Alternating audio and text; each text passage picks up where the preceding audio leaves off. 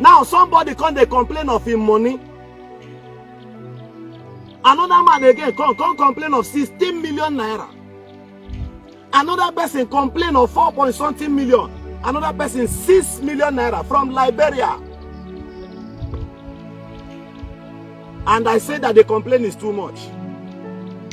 I started taking steps the same way I did for the man I recovered 4 million naira for in India, whom the same man collected from, obtained from. All these people today whom are busy criticizing me, talking that I am lying, they did not come to tell me thank you. And one Aturunime has said that my intentions was for the Oga Wago to be paying me or make me an ambassador. If such thing has ever come to my thoughts, or if that is why I am fighting him, or if anybody paid me to fight him, till he may pay Kambanya.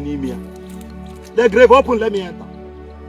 But if nobody is paying me, today I summon you to nature, all of you. I told them, I want them yesterday and I want them this morning. Now I'm summon before nature. And after here, I will go for you. Because those people crying. And the man living under BP drug. You don't care about them.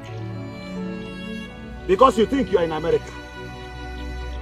Therefore, man, woman, brother, sister, uncle, relative, friends, who will open their mouths, who will even stand beside somebody who has done this thing to Ndibo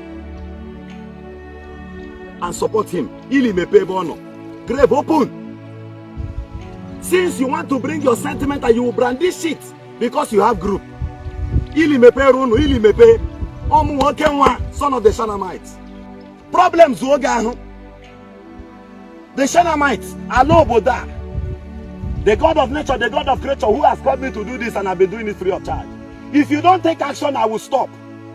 If you don't take action between now till 300 days, Ogechi Okeke Abutaja Punubi were Ruari Ozo Kochi Ozo.